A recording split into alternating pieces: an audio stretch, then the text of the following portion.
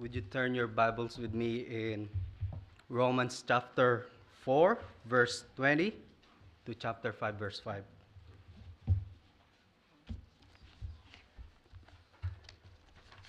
Romans chapter 4, verse 20 to chapter 5, verse 5.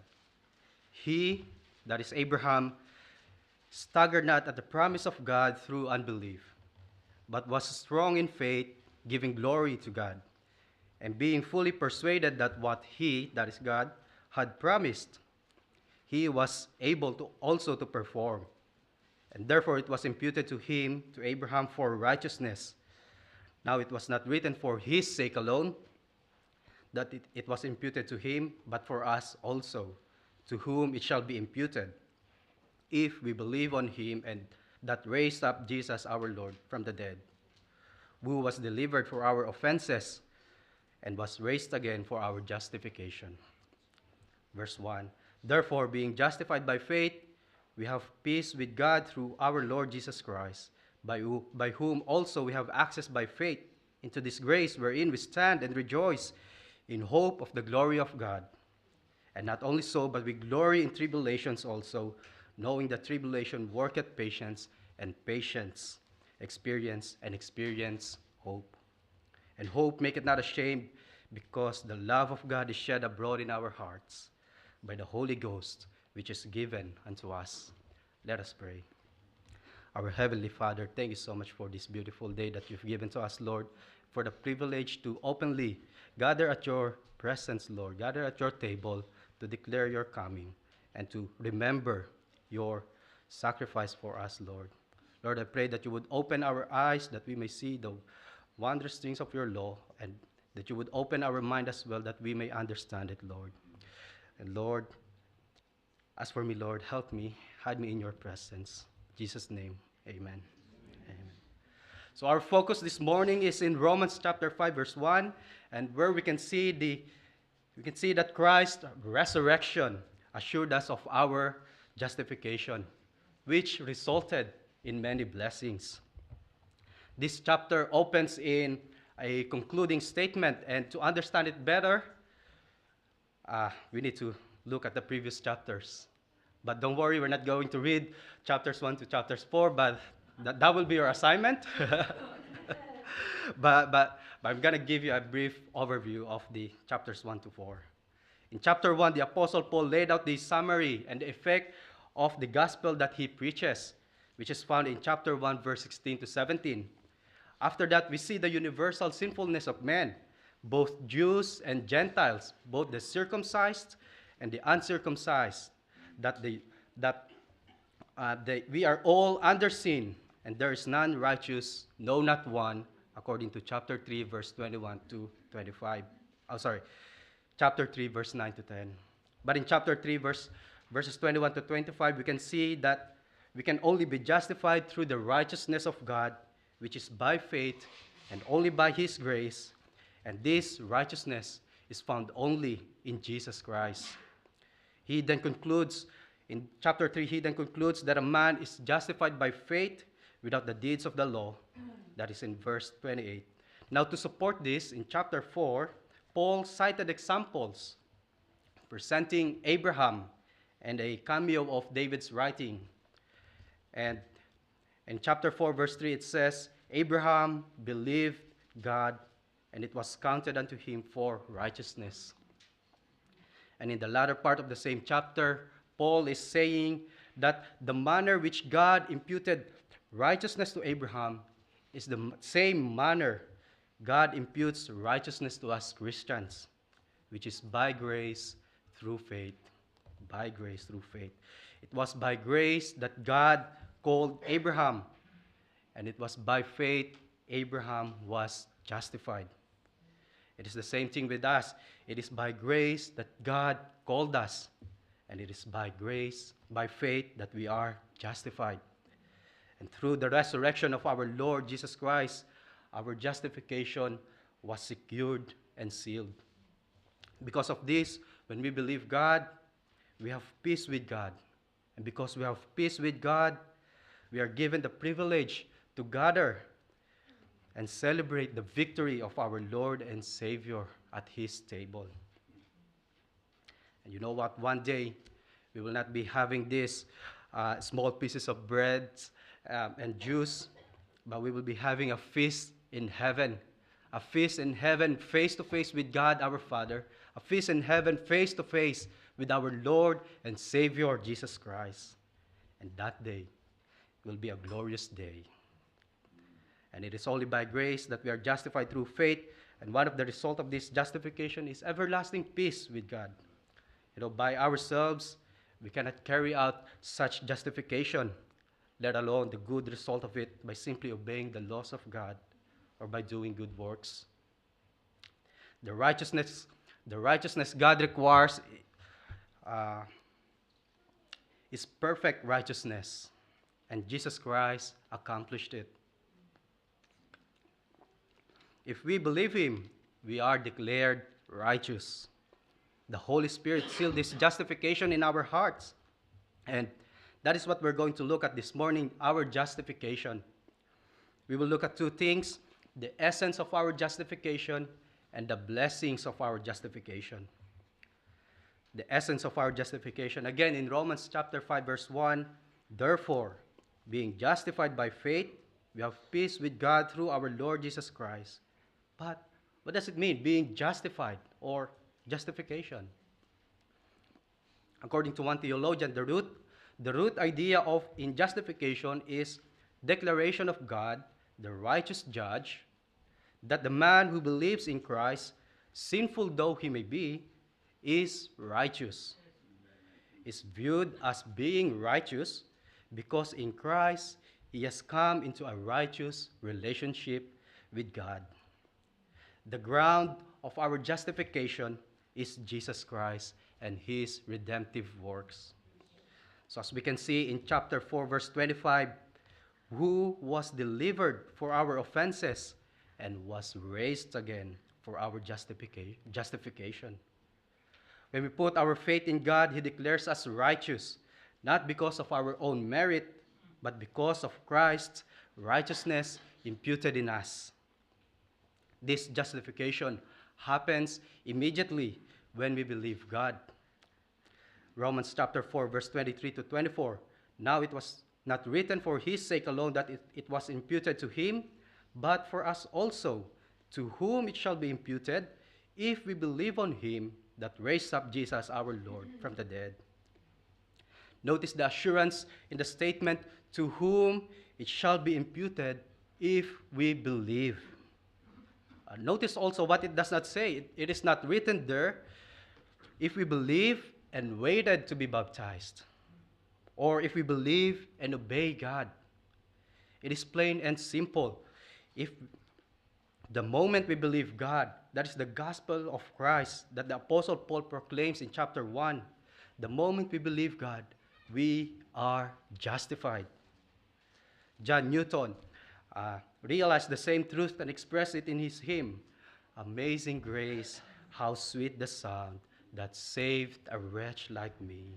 I once was lost, but now I'm found. And in the last part of verse 2, how precious did that grace appear the hour I first believed. The beauty of it is that God's declaration is irrevocable. It is irrevocable. And that is our comfort, dear brothers and sisters in Christ.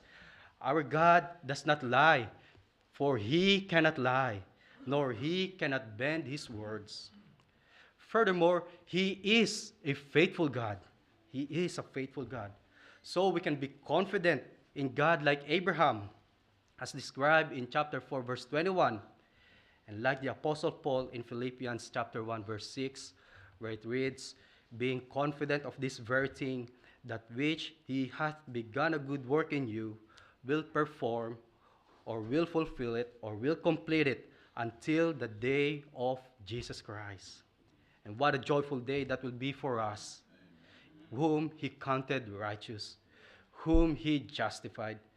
For us it means when we come to the judgment throne of God, we will cry, not because of being afraid of the righteous penalty that God will impose, but because of joy and deep gratitude in our hearts.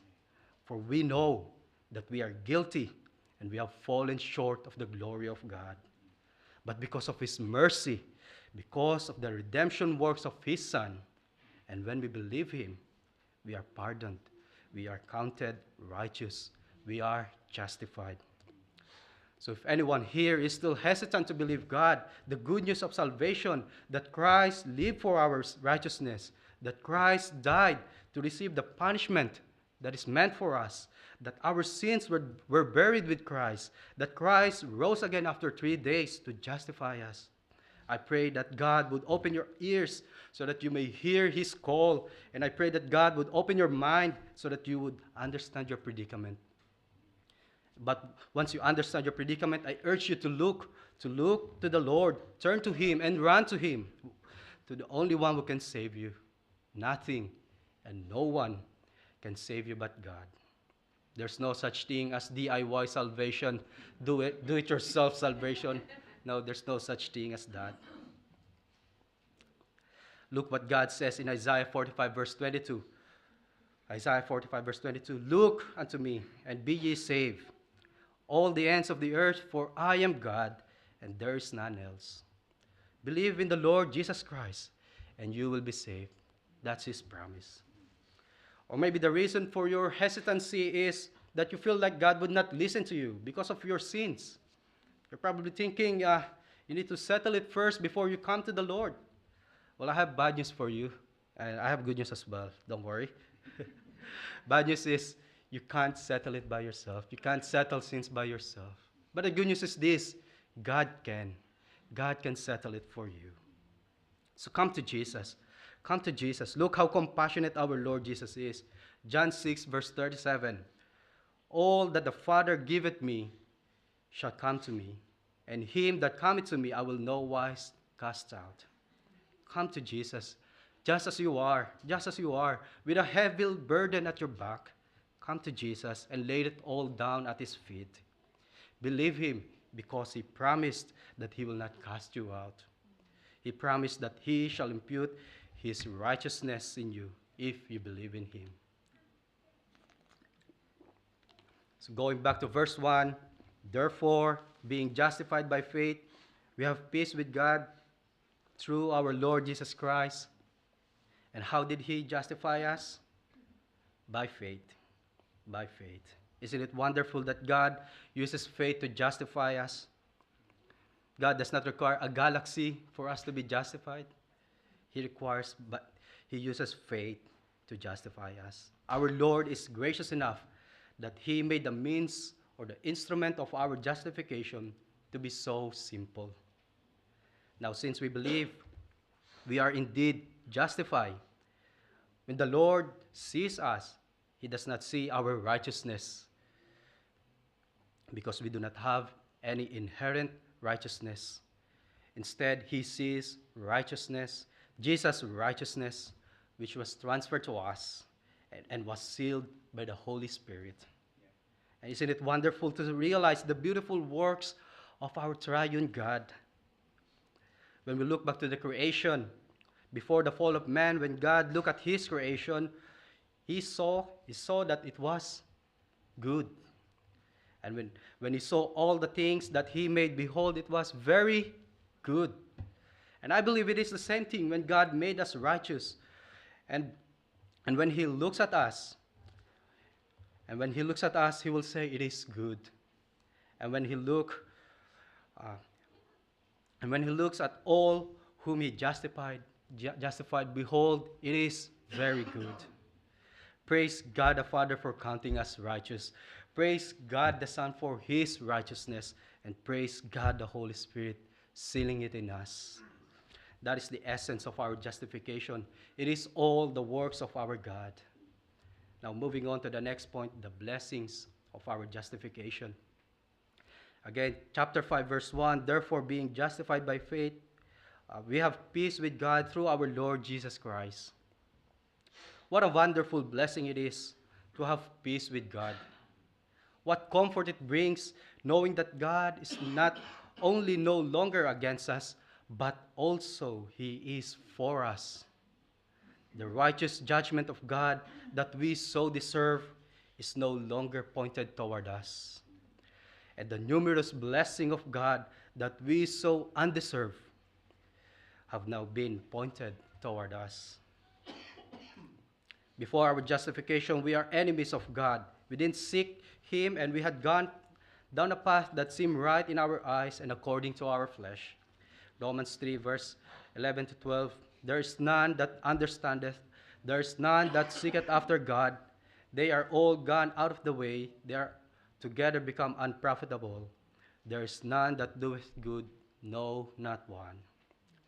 Our disposition before our justification is much elaborated in Ephesians chapter 2, verse 2 to 3, where it reads, wherein time past ye walk according to the course of this world, according to the prince of the power of the air, the spirit that now worketh in the children of disobedience, among whom also we all had our conversation in time past, in the lust of our flesh, fulfilling the desires of the flesh and of the mind, and were by nature the children of wrath, even as others. But now, again in chapter 5, verse 1, we have peace with God. We have peace with God. We are no longer the children of wrath, but now the children of God. Before our justification, we are far from the Lord and had no hope, as written in Ephesians chapter 2, verse 12. And it was also discussed by our brother Jesse 6 months ago, where it reads that at that time you were without Christ, being aliens from the commonwealth of Israel and strangers from the covenants of promise, having no hope and without God in the world. But now look at this. In Romans chapter 5, verse 2, by whom also we have access by faith into this grace wherein we stand and rejoice in hope of the glory of God. We have been brought near to the presence of God.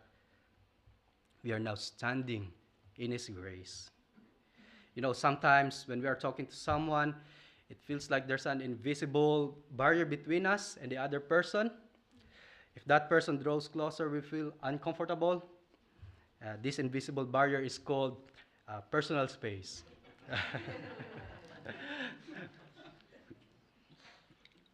So sometimes, once someone uninvited gets inside that space, it feels uncomfortable, and we usually react.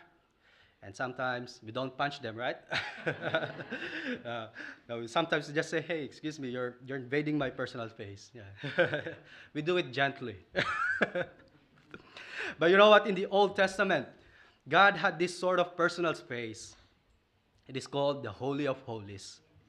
It was separated from the rest of the tabernacle and the temple by a massive, thick, and heavy veil, and only the high priest can enter the Holy of Holies once a year. But now that veil was torn apart by God Himself when Christ paid the price for the forgiveness of our sin. This means that those who believe now have access to God at any time, not just once a year, but 24/7. And guess what? No holiday breaks. So before our justification, we had no hope and no God, as we have read in Ephesians chapter 2, verse 12. But now, being justified by faith, not only do we have hope, but we rejoice in hope of the glory of God. And this hope of ours will not put us to shame. Look at Romans chapter 5, verse 5. And hope make it not ashamed, because the love of God is shed abroad in our hearts by the Holy Ghost, which is given unto us. You know, all these wonderful blessings, all these amazing and marvelous blessings, our justification, the everlasting peace of God, the hope, the joy in tribulations, the restoration of our fellowship with God, and many more. All of these were only made possible because of one person, and that person is Jesus Christ, who was delivered for our offenses and was raised again for our justification. Without Christ's resurrection, according to the Bible, our faith is in vain. We are still in sins. But praise God because Jesus Christ rose again. His resurrection assured us of our justification, which resulted in many blessings. Let us take this time to think about our Lord Jesus Christ. Truly God, truly man. He came down from heaven to obey all the laws of God in order to fulfill the righteousness God requires. He suffered and died on the cross to satisfy the righteous wrath of God. He was buried and rose again after 3 days for our justification. One day, he will come again, and that will be a glorious day and joyful day for us who believe in him. So let us look forward to that day. And one of the hymns put it beautifully. Living, he loved me. Dying, he saved me. Buried, he carried my sins far away. Rising, he justified freely forever. One day he's coming. Oh, glorious day. Because he justified us, and because we have peace with him, we shall be with him forever. And for those who don't believe God, I plead with you today to take this time to think about our Lord Jesus Christ as well. Consider the justice of God and consider his goodness. Consider the cross of Christ where justice and mercy meet. Consider life everlasting, hell or heaven. Think about it. Think about our Lord Jesus Christ who can justify you and give you peace with God. And think about these things.